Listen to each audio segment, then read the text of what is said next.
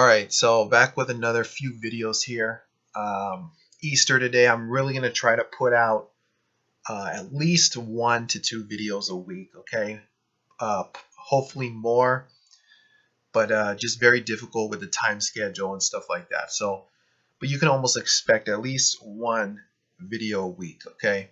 On just new topics or just analyzing different games and trying to bring some new information, okay? So if you take a look, in this video I want to explain line flips, and I made a video a while back, public action versus sharp action. You could check that out. I'll put the annotation, the link down below.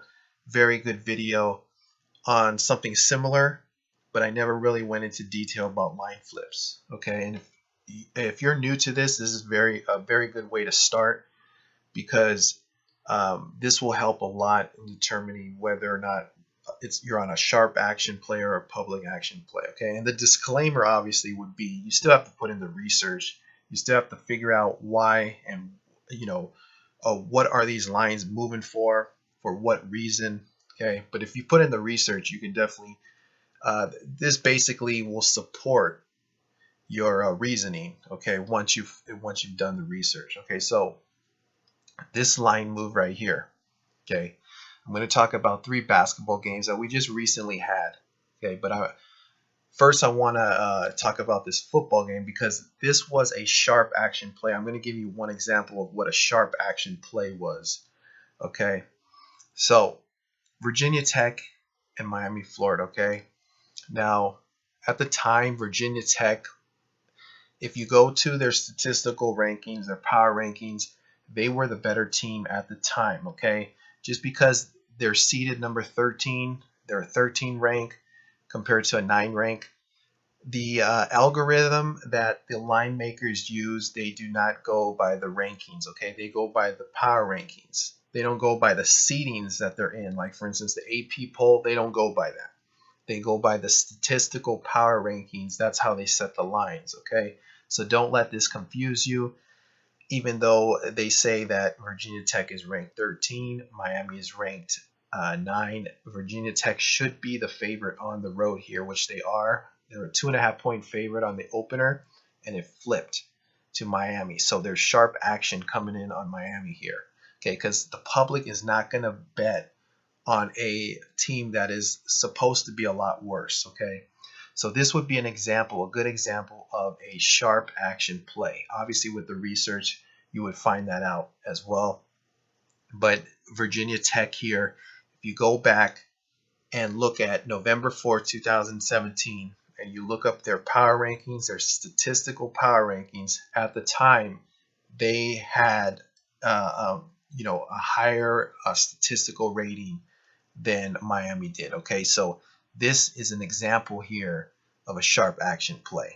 Okay, because what's happening is the line makers made them the opening favorite, and there is action coming in on this team making them the favorite. Okay, this is line flips, when one team becomes the favorite and it just completely flip-flops to the other side. Okay, so this is an example of a sharp action play, because you know that the public is not going to take the team that is supposed to be a lot worse. Okay, so you still got to do your research, because these rankings could confuse you here when you see that. Okay, so now I'm going to get into these other matchups here that we just recently had. Oh, and going back to this matchup here, okay, as you saw, it was 28-10, so obviously Miami did win this game handily. Okay, so now I'm going to close this out. So this was just one example of a sharp action play. All right.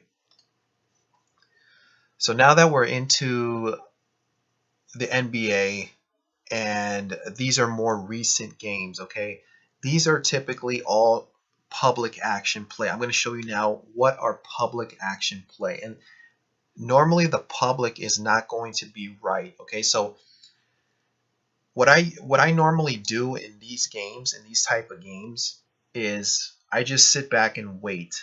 Okay, and wait for the value, because that's really all I'm interested in, is finding value in these games. Okay, I'm not trying to be sharp and bet these lines, from the very beginning, because you know that they're going to be close to the line. Sometimes I do, sometimes I wait. It's better to get the best value you can possibly have, okay, that you can get. Okay, so this first game here, I'm just going to go in, talk a little bit about the game. Okay, we see a line flip here. Okay, so how do we know if this is a sharp action play or a public action play? Well, the quality of the teams. Okay, you see Toronto and Cleveland. Toronto, obviously, we know has the better record. They're the better team. They're the number one team in the East. Okay, so we know that Toronto is the better team, right? It's common sense. Okay, so if you take a look at the opener, they opened Cleveland as a 1.5 point favorite, and it completely flip flopped to Toronto as the favorite. Okay, so what basically the difference between this play and the football game, the Miami Florida, is the line makers had an opinion on this game. Okay, they made Cleveland the favorite. You see, in the college football game, they were basically using the algorithm, okay, that they normally do with power ratings, and they made the better team favorite. Okay, that's very typical of what a line maker is supposed to do. Now in this matchup, the line makers, they had an opinion on this game. Okay, so normally what that means is that the home team must have a very strong home court. When they don't make the better team the favorite, they're typically at home with a really strong home court. Okay, so this Cleveland team, the line makers had an opinion. Okay, and the public is basically coming in and thinking, okay, we can get Toronto at +1.5. All right, so they're basically saying that the line makers are wrong. They're trying to beat them at their own game, basically. Okay, so they come in, the public comes in and takes Toronto, and they move the line all the way to being the favorite. Okay, so now you know Toronto's the favorite, and that is a public action play. And as you see what happened, Toronto was up by 15 at halftime. And that's the thing. The public is always going to be, they're always going to give you an incentive, okay, and make it look like the public is going to win. All right. And then all of a sudden, out of nowhere, the team that is supposed to win for Vegas comes back and covers that game. Okay. So they were up by 15 points, Toronto, in the first half. And look what happens. Cleveland comes back somehow, scores 14. They outscore them by 14 in the third, and they outscore them by 4 in the fourth. Come back and win the game. Okay. So typically in a matchup like this, the public is not going to be, completely right on this matchup. Normally what I do is I just wait, for the public, see if I can get some value on that second half. Take Cleveland in the second half here, to come back. You'd be getting tremendous value by waiting and taking them in the second half. Okay, so that's one example of a public action play. The public is always going to bet the better team, and in this case, they were betting Toronto and basically going against the line maker's opinion. All right, because they made Cleveland the favorite. All right. Okay, so that's that matchup. I'm going to close that out now and talk about another one. And then I'm going to show you these 2 videos for this game, as well as this other Laker game here. So just like I was saying, that the public is always going to have multiple chances to lose these games to Vegas, okay? And how these games are sometimes manipulated. Now, take a look at this Portland-New Orleans game. Obviously, you see here the public got this play right. Okay, they flipped the line to the better team, which Portland is the better team, and the line makers had the opinion and made New Orleans a favorite at home, obviously because they have a strong home court. But if you take a look how Portland ended up winning by 4, and some books had this line at 2. Okay, but if you take a look at the way this game ended, I'm going to show you this video as well as the Laker video, and it just shows you, how close these games get for the public to lose, and this is why the casinos make so much money. Okay, so this was one game where the public got right. Okay, they flipped the line to Portland. Like I mentioned, Portland is the better team. They have a better power rating, so that is why the public was making Portland the favorite in this matchup. Okay, but what's interesting about this matchup is take a look at what happened in this game. 105-103. Okay, you're going to see New Orleans had multiple chances to win this game. Okay, and what this play right here is a play that you normally don't see. Okay, so right here, let's rewind this a little bit. It's 105-101. Davis makes a layup, and right here, this play was interesting because all he had to do was run the clock, run over here, and wait to be fouled. But what does he do is he goes for a dunk here. Could have been a foul. Ref won't call that. Okay, but what's more interesting is he actually tried to score here when he knows there was a defender gonna block him right here. Okay, so this was, I didn't understand why he would do why someone would do something like that.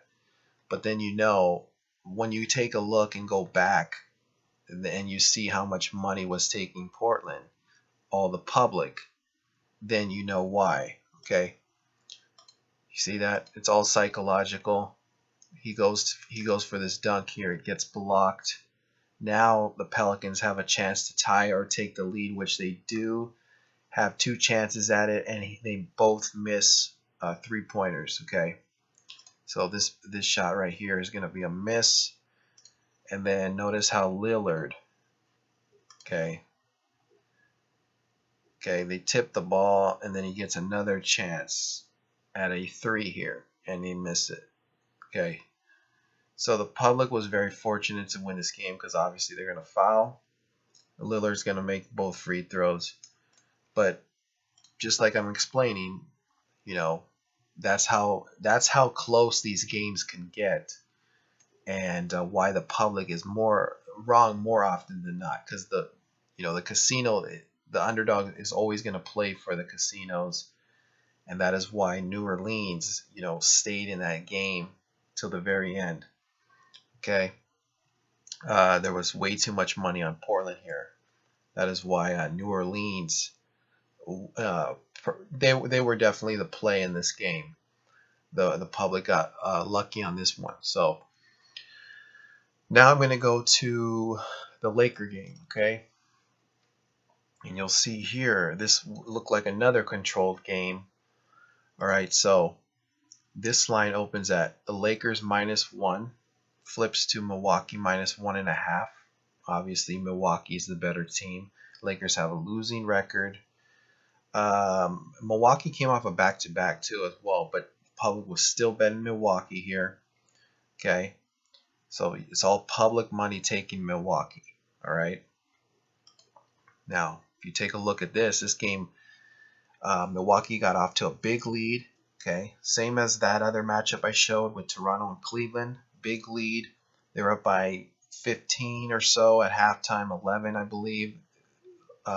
Starting the third quarter, they went up by 20 in the game, and somehow, some way, the Lakers come back.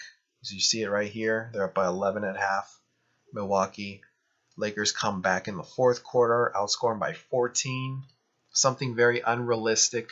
Okay, and they end up tying the game, going into overtime. Okay, and what's interesting about this is Milwaukee in overtime goes on another big run where they have it at a 7-point. They're up by 7 points with 1 minute and 31 seconds. You see things like this when you start to figure out the money and where the money's going, you're going to see things like this that, you know, the probability of something like this happening, where a team would come back from 7 down with 1 minute and 31 seconds. I mean, you're going to see these crazy outcomes that happen in these type of games, okay? And how close they get to the line, especially working for the casinos here, okay? As you see, it's a 2-point spread. Or this one, the Laker game right here, it's a 1.5 point spread, okay? So you're going to see here how close this is going to get with 1 minute and 31 seconds, which this game was over, okay?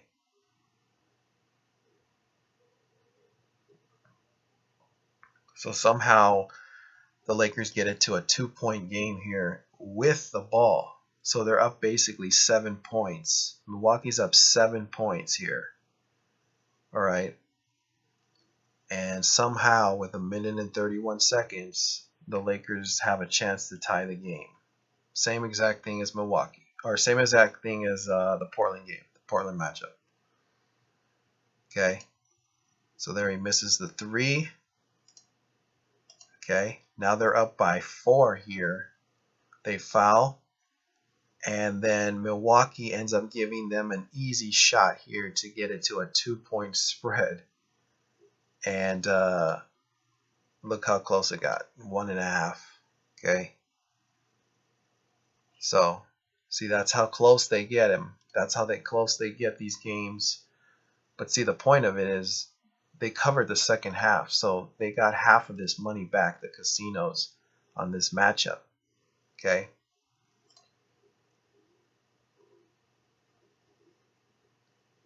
So he gets this easy basket here, and whoever ended up buying on this point, see, that's another thing. Like, a lot of people buy points on these matchups. Okay, so that's another thing to consider. The books collect a lot of vig and juice on these games. Okay, so people buy these numbers up. Okay, they can buy them up, you know, however many points. I know there's a lot of offshore books that you can buy as many as 5 points, 6 points on these games. Okay, so there's a lot of money going into this in these pools. Okay, so those are just a couple examples I wanted to show how close these games get. Just remember, figure out where the public and the sharp action is going based on how the quality of the teams, and then do your research.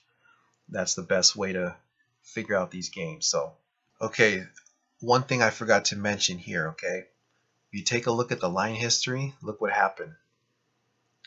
They had the Lakers by 2 points at some point. So they got more than enough action taking the Lakers here. So that was the liability. You know, even if Milwaukee covers this game, they had action already on the Lakers from the very beginning. Okay, so that's one thing you have to take into account.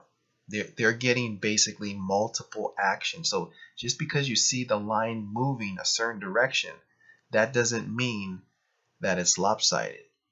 They could have taken multiple action on the other side before that. Okay, so that's one thing you have to consider when you're analyzing these games as well. Okay, that is why the casinos do not lose. All right, they took multiple action on the Lakers in the very beginning. Okay, look at how many times it was hit at 2 on the Lakers, whoever bet this. And then if you take a look at some of these other books, like let's see, Pinnacle. Let's see this other book. Okay, this book right here, they had Milwaukee at -2. So this was a push. At some point they had Milwaukee at a 2-point favorite, and you saw what happened. Landed on 2. All right. So look for opportunities and capitalize. That's the best way, because, you know, then you're going to get caught up in the mess here. All right. Just look for opportunities, look for value. That is the best way to beat these numbers. Okay. Because think about it. Okay. If the casino is losing bad in the first half and they already have liability on the game, chances are they're not going to lose the second half. They're going to win one half. And that is why you see these teams come back like that. Right? So I'll be back with another video. I hope that helped, and I'll see you in the next one.